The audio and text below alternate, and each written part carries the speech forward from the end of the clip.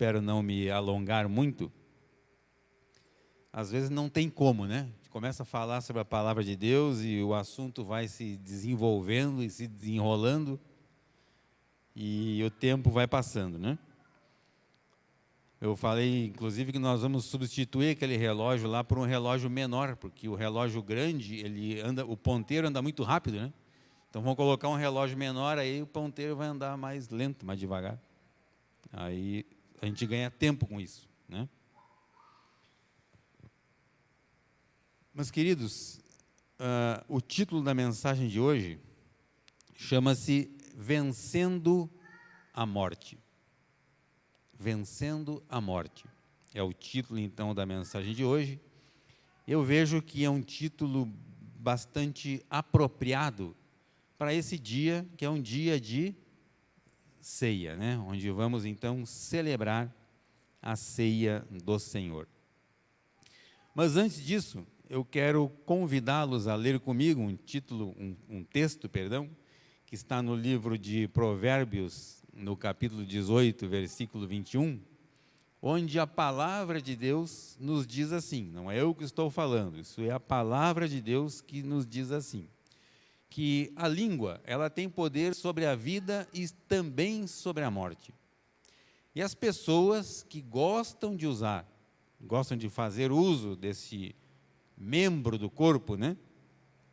Esse órgão, que é a língua, eles comem do seu fruto. Então, eu gostaria de convidá-los a repetir comigo.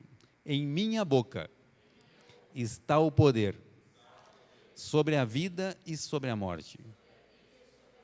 Porém, eu falo palavras de vida e não de morte. Palavras de alegria e não de tristeza. Palavras de saúde e não de doença. Palavras de abundância e não de escassez. Porque eu sou a justiça de Deus, pela fé em Jesus. E em minha boca existe um grande milagre. Amém, glória a Deus, aleluia, aleluia, aleluia. Muito bem, queridos, para nossa mensagem de hoje, eu quero convidá-los então a abrir a sua Bíblia, né, o seu aplicativo que você estiver usando aí, na primeira carta aos Coríntios, capítulo 15, versículo 33. Primeira carta aos Coríntios, capítulo 15, versículo 33. Eu creio que seja um texto já conhecido por todos, né? Mas nessa carta, queridos, é interessante, até para conhecimento, né? Que o apóstolo Paulo, quando ele escreve, então, essa carta à igreja que está na cidade de Corinto, né? Corinto, Grécia, né? Ele cita aqui um escritor ateniense que estava na cidade de Atenas, portanto, próxima dali, né? E ele tenta mostrar aos coríntios, né? Não confundir com aquele determinado time de futebol, né, do estado próximo aqui, né? É Corinthians, certo? Não é aquele time, tá? Então, Paulo, quando escreve essa carta, ele lança um alerta aos irmãos que estavam na cidade de Corinto, na igreja de Coríntios, né? E, principalmente, nesse capítulo 15, este alerta diz respeito às contaminações que essa igreja estava sofrendo. Ou seja, a região era uma região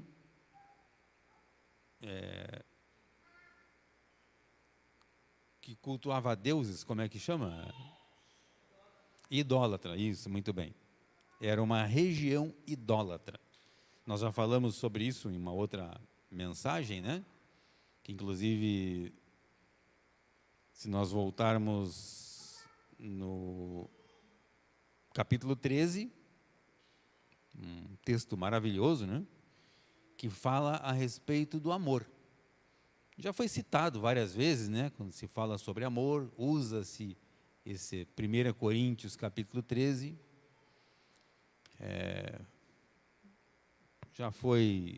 Músicas já foram feitas, né? Não só cristãs, como também músicas do mundo, né? Citando partes desse capítulo.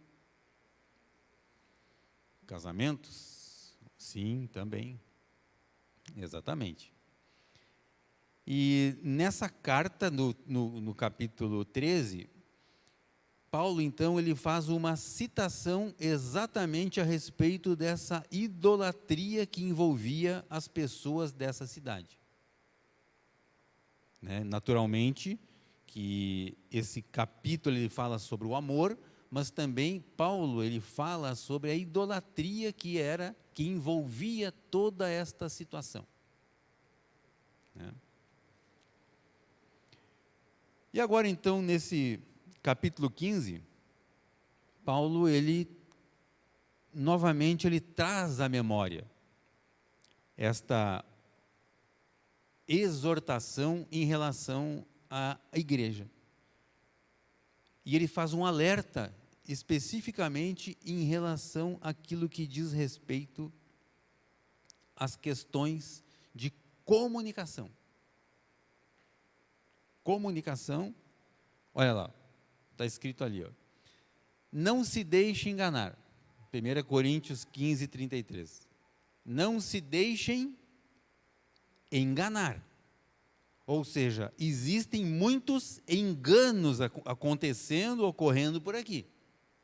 Mas vocês, igreja, não sejam enganados. Não se deixem enganar. O que ele nos alerta em relação a isso? O que nós podemos tirar desse texto aqui?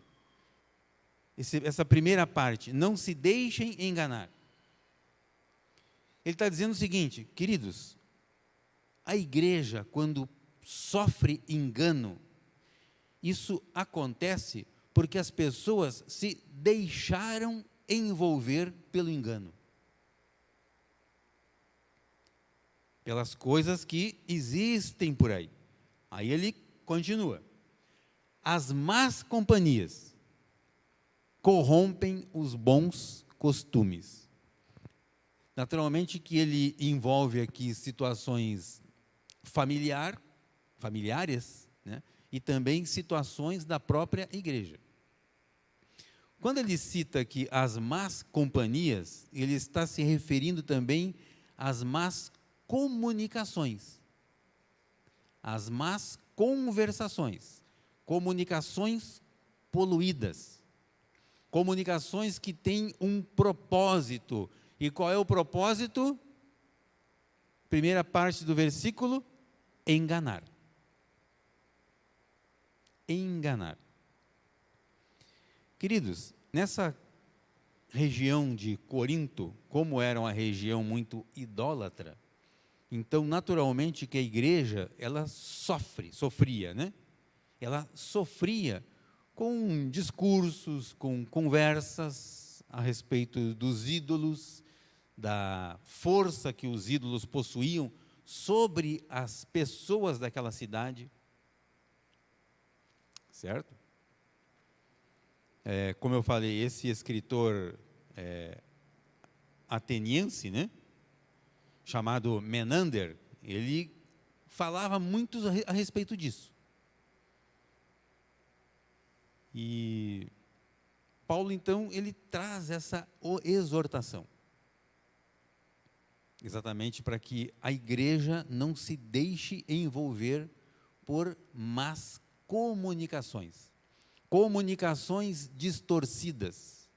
Pessoas enviadas pelas trevas para trazerem divisão. E divisão, a palavra divisão, significa o seguinte: visão dúbia, visão dupla, duas visões, visão dividida. Ou seja, ora eu creio nas Escrituras, na mensagem da palavra de Deus, ora eu passo a voltar os meus ouvidos para as conversações distorcidas.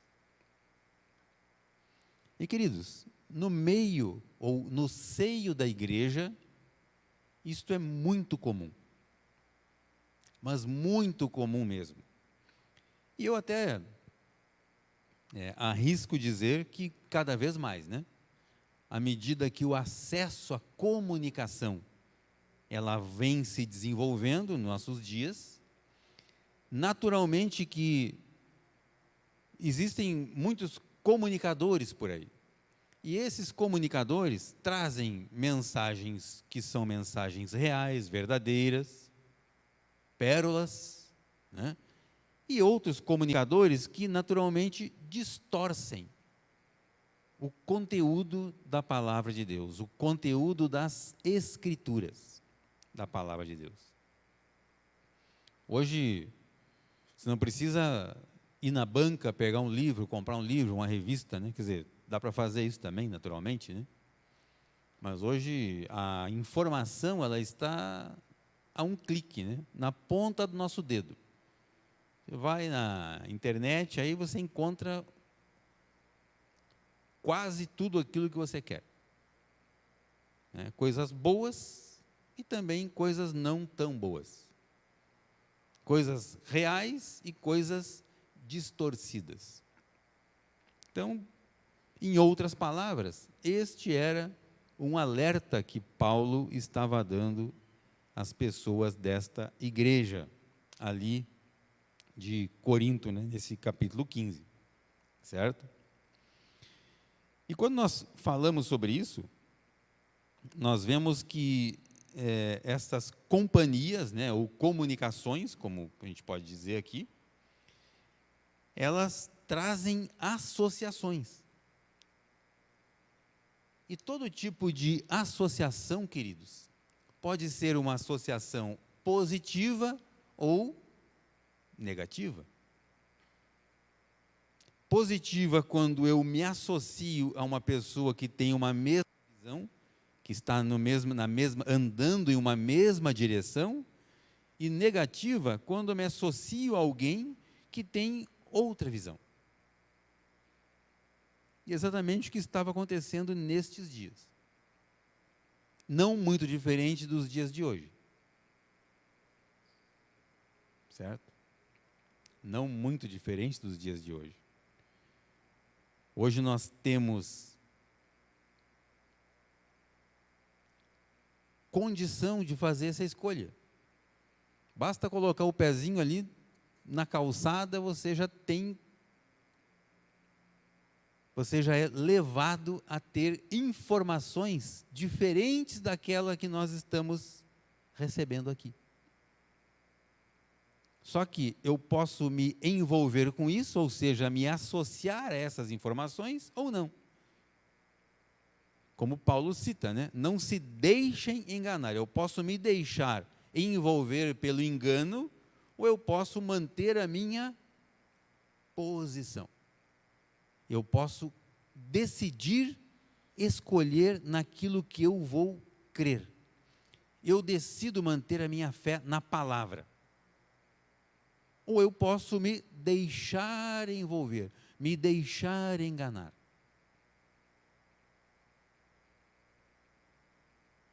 Certo?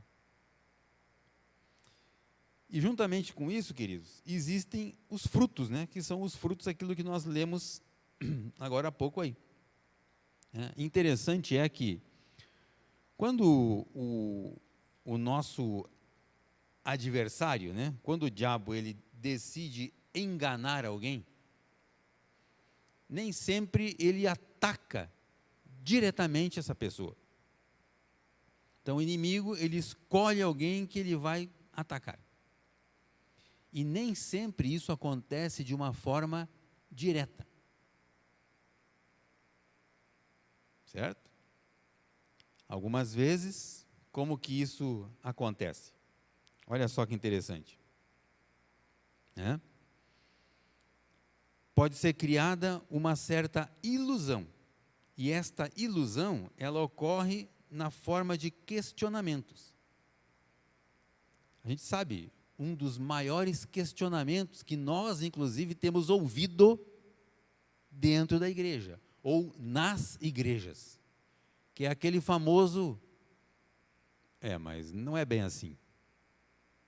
Pronto, querido, isso já é um questionamento. O sujeito entra numa igreja, escuta uma palavra maravilhosa, excelente, conteúdo prático, direto do trono para a igreja. Aí tem um enviado das trevas no meio do povo, que chega para alguém e fala assim, não, mas acho que não é bem assim, né? Porque, veja bem, mas isso, né, foi aquele tempo lá, hoje é diferente. Hoje a gente tem outra visão. A visão é diferente. Né? Aí sai dali, vai procurar informações na internet e vai encontrar alguém, também enviado pelas trevas, que vai ter uma mensagem exatamente que se encaixa dentro daquilo que a pessoa que estava do lado dele falou, não, mas não é bem assim, eu não concordo com isso, eu vejo diferente, eu vejo desse jeito. Pronto. O inimigo já conseguiu realizar o que ele queria. Já colocou uma semente no coração. Uma semente da desgraça na vida da pessoa. Uma semente que gerou engano. E a palavra nos orienta, queridos, não se deixe enganar. As más comunicações geradas por más companhias corrompem os bons costumes. Que bons costumes é esse, queridos? A mensagem que nós recebemos da Bíblia. Estes bons costumes, que são princípios da palavra de Deus para a nossa vida, eles são corrompidos através das más companhias, das más comunicações, que pessoas se deixam enganar. É o que está escrito. É o que está escrito. Certo? E isso, queridos, nós devemos então proteger a nossa mente como uma espécie de proteção contra um veneno. Veneno mortal, inclusive, né? Um veneno mortal, certo? Que corrompem a vida, certo? E esse veneno, ele se mostra como forma de doutrinas corruptas, dissensões, falsos mestres, né? A palavra fala a respeito dos falsos mestres, que disseminam informações que não têm nada a ver com a verdade das Escrituras. Verdade das Escrituras. Certo? E, naturalmente, isso acaba gerando disputas e disputas profanas que levam ao esfriamento da fé. Fé em quê? Na obra de Deus, através de Jesus, conquistada na cruz. O que aconteceu na cruz acaba sendo distorcido, levando pessoas ao engano, ao questionamento desta verdade, do que Jesus Cristo conquistou para nós que somos a igreja. E, queridos, isso vai acontecer, porque a palavra diz que isso ia acontecer. Então, isso acontece. Mas nós que cremos, precisamos estar firmes, baseados na palavra. E lembrando sempre, não se deixem enganar. Se a palavra diz que, se a palavra alerta ao engano, é porque esse engano, queridos, ele existe. E nós não devemos nos deixar enganar por essas coisas. Amém? Tudo bem até aqui? Ok, vamos lá. Ainda no capítulo 15 de Coríntios, versículos 26 e 27, olha aí. O último louvor que foi cantado falava a respeito disso, né? A respeito da morte, né? Vencer a morte, certo? E nesse livro de Paulo, nesse capítulo de Paulo aqui aos Coríntios, ele fala também assim: o último inimigo a ser destruído, ou o último inimigo a ser vencido na forma de acabado, é a morte. Certo? Próximo. Porque ele quem? Isto. Jesus tudo sujeitou debaixo de seus pés. Ora, quando se diz que tudo lhe foi sujeito, fica claro que isso não inclui o próprio Deus. Que tudo submeteu a Cristo. Deus, o Pai, tudo submeteu aos pés de Jesus. É o que está escrito. Naturalmente que esse tudo não inclui ele, o Pai, a qual o Filho Jesus foi submetido. Perfeito? Vamos lá. Quando nós falamos que o único inimigo, o último inimigo a ser vencido é a morte, na verdade isso aqui está falando, queridos, a respeito da ressurreição. E o que é ressurreição? Ressurreição é uma vitória. Se o inimigo a ser vencido é a morte, a ressurreição, ela é uma vitória. É uma vitória. E a ressurreição, queridos, ela é uma vitória e também, vitória sobre a morte, e também significa uma conquista. Conquista, o contrário de morte é o quê? Vida. Conquista da vida, certo? Ou seja, a morte, ela já não é mortal para nós que cremos na ressurreição. Olha que interessante. A morte não é mortal para aqueles que creem. Creem no quê? Na conquista da vida, que é a ressurreição. O Espírito de Deus é verdade. E habitar em nós, igreja, é vida.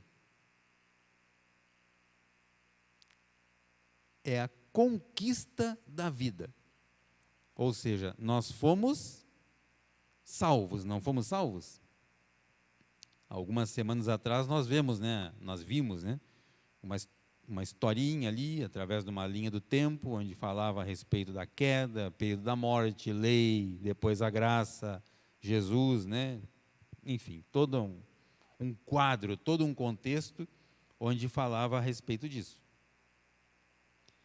E quando nós entendemos que Jesus, quando ele ressurgiu, o Jesus ressurreto, ele nos deu esta vitória.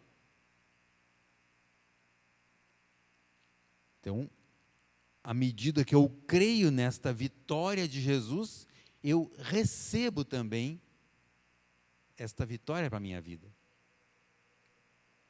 Então, a morte, ela já não habita mais em mim. E a morte aqui, queridos, nós não estamos falando apenas de morte física, mas morte espiritual. Uma pessoa, quando ela nasce de novo, a palavra, quando fala a respeito de nós, que nós devemos nascer de novo, Não está falando de uma pessoa que morreu e vai renascer novamente. Não é isso. Está falando de um estilo de vida, de um sentido na nossa vida. Então nós trazíamos conosco uma herança pecaminosa, uma herança de morte, nós merecíamos a morte, e agora então, através de Jesus, por meio de Jesus, pelo que Jesus conquistou, então, eu que creio nessa obra redentora de Cristo, eu passo a ter vida. Então, eu nasci de novo. Eu nasci de novo, porque eu deveria morrer. E Jesus, então, ele vai lá e paga esse preço pela minha e pela sua vida. Jesus pagou. Jesus foi para a cruz. E através do sangue de Jesus, o sangue que de uma vez por todas purificou o pecado. De uma vez por todas, ou seja, já não é mais necessário sangue, sacrifício de animais, derramamento de sangue para aplacar um pecado, para encobrir o pecado. Agora então o sangue de Jesus, de uma vez por todas, ele purifica o pecado. E todo aquele que crê neste ato de Jesus, nessa vitória de Jesus sobre a morte, ou seja, na ressurreição de Jesus, que foi uma conquista sobre a morte, todo aquele que crê nisso, a palavra diz que nos foi dado o direito de sermos filhos. Foi lido isso hoje, né? E não foi combinado, né? A gente não combinou. A gente combinou outras coisas lá, mas isso não, né? Todo aquele que crê na obra redentora de Cristo foi feito filho. E se foi feito filho, também é herdeiro. E herdeiro de quê, queridos? De todas as coisas, em Cristo Jesus. Em Cristo Jesus. Queridos, isso é tão interessante que quando eu consigo fazer eu consigo desassociar, né? Eu falei em associação agora há pouco, mas quando eu consigo desassociar isso, o que significa vida na carne e vida em Cristo, salvação. Isso começa a ficar tão claro, mas tão claro que é difícil para nós entendermos como que alguém ainda consegue caminhar na escuridão. Estranho, né? Quer dizer, o cidadão ouve a mensagem da salvação e não cai a ficha do cara. Certo? Não se toca da grandeza que existe desse outro lado. Certo? Pessoas que ainda preferem ficar andando no engano, andando na escuridão, do que vir para a luz. Certo? Pessoas que acham que é mais simples, é mais fácil, né? Porque aqui, desse lado de cá, eu consigo viver a minha vida e vou dando meu jeitinho nas coisas. Você deve ter conhecido alguém assim, né? Não olha para ela, só pensa nela, né? Falei conhecido, não falei que está aqui, né? Mas você já conheceu alguém, né, que ouviu a mensagem da salvação durante um período, até andou nos caminhos do Senhor. Mas, de repente, ele percebeu que, opa, espera um pouquinho, mas então agora a luz precisa entrar na minha vida? Sim. E quando entra a luz, queridos, tudo aquilo que está encoberto, o que acontece com ele? É descoberto. E quando aquilo que estava encoberto, os pecados de estimação, né, que estavam ali guardadinhos, começam a aparecer, por quê? Porque a luz entrou, então aquilo que está encoberto começa a ser mostrado. Ah, não, mas aí não. Né? Aí não. A gente ouve muito disso, às vezes, nos grupos familiares, né? A pessoa, quando está chegando e tal, na igreja, ela começa a participar, passa pela integração, vem para o grupo familiar, aí começa a ser confrontado com as verdades da palavra. Certo? Aí, ou seja, precisa começar a corrigir o seu jeitão, né? O seu jeito de andar, jeito de ver as coisas, maneira como trata as pessoas, naturalmente, como trata os negócios, ou seja, a visão da vida, precisa começar a mudar. Aí não, porque aí começa a incomodar. Certo? Aí aquele jeitinho que a pessoa dava nas coisas para contornar algumas situações, então agora não posso fazer mais isso? Agora não é mais aconselhável fazer assim. Exatamente. Por quê? Porque o crescimento, queridos, envolve processos. Certo? E para nós passarmos de fase, né?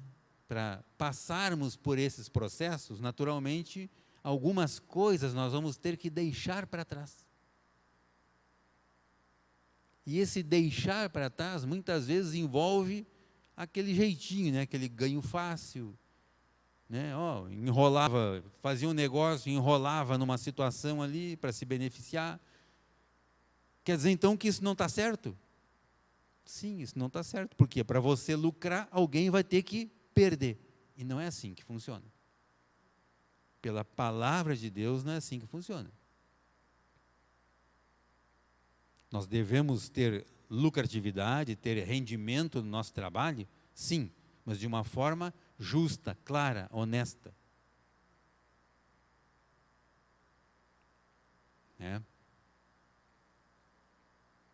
Tempo atrás, por exemplo, compramos um veículo, né? A gente não morávamos aqui ainda. Aí deixei lá numa agência lá para o cidadão vender, e o camarada olhou assim, deu uma olhada no carro e falou assim: não, essa quilometragem aqui nós vamos baixar. Eu falei: não vamos baixar. Não, mas olha o estado do carro. Esse carro aqui dá para dizer que tem tantos mil quilômetros. Eu falei: não vamos baixar. Não, mas se não baixar, não vende. Eu falei: ok, então outro vai vender. Outro lugar ele vai ser vendido, então não vai ser aqui. O que é isso, queridos? É uma prática normal. Não, mas todo mundo faz. Ah, é? Que pena, eu não vou fazer.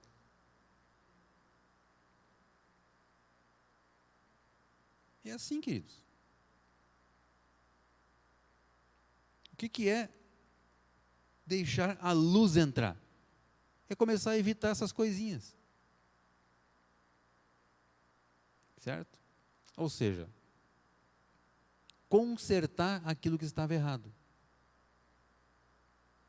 Aí é que eu volto, né, no que eu falei agora há pouco.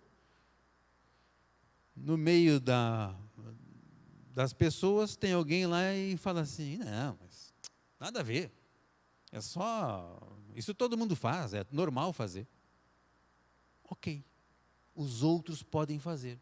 Nós não fazemos. Por quê? Isso é lesar alguém. É enganar alguém. O cidadão compra um carro que estava com 220 mil quilômetros, dizendo que tem 60. Eu falei: não vou fazer. Ah, não, mas com essa quilometragem, esse carro não vai ser vendido. Eu falei: aqui não, em outro lugar ele vai. E foi. Certo? Uma coisa tão simples, né, queridos? Tão simples. A mesma coisa que você vai no mercado, o cidadão te dá o troco ali, você olha ali, a pessoa se enganou, deu troco a mais. O que é uma reação natural? Devolver a diferença, lógico. Devolva a diferença. Certo? E quando isso acontece, parece que a pessoa que fez isso, nossa, está fazendo um ato assim heróico, porque devolveu a diferença. Não fez nada mais do que o justo, do que o certo. Quantas vezes nós já ouvimos, né? Noticiário por aí, que alguém encontrou, né, um envelope com dinheiro, uma bolsa com dinheiro e devolveu a bolsa, o envelope com o dinheiro dentro. E essa pessoa parece que estava fazendo assim uma coisa do outro mundo. Nada mais justo. Nada mais justo. Por que eu vou lesar alguém? Eu vou pegar alguma coisa que não é minha. Certo? Isso, queridos, é o que o escritor Paulo alerta esta igreja. Para esta igreja que está na cidade de Corinto, não se deixar envolver por essas coisas. Claro que haviam outras coisas, né? Não só isso. Certo? Mas isso é o básico. E se começa com o básico, avança para aquilo que é mais sério, mais grave. E por aí vai, né? E por aí vai. Certo? Queridos, muitas vezes nós pensamos assim, mas nós ainda habitamos em um corpo mortal. Como eu digo que eu já ressuscitei em Cristo? Se eu ainda habito em um corpo mortal. É simples, né? Nós nascemos de novo. E esse nascer de novo, como eu falei agora há pouco, queridos, nós nascemos de novo através de uma semente. Quando nós fomos gerados através de uma semente corrompida. Queira você ou não, foi assim. Certo? Aí nós nascemos de novo. E quando nós nascemos de novo através de uma semente que não foi corrompida, incorruptível, que é o nosso Senhor Jesus. A palavra diz que nele, Jesus, não se encontrou pecado algum, incorruptível. Uma pessoa justa, séria, honesta, podia até emprestar dinheiro para ele, para Jesus. Certo? E esta, então, deve ser a nossa visão sobre a morte. Quem morre? Quem se deixa enganar. Nós, porém, que nascemos de novo, nascemos de uma semente incorruptível. Nós temos uma outra visão a respeito disso. Uma visão de vida. Certo? Ou seja, mesmo ainda que a morte habite em nós, nosso corpo mortal, esta morte, ela não reina mais sobre mim.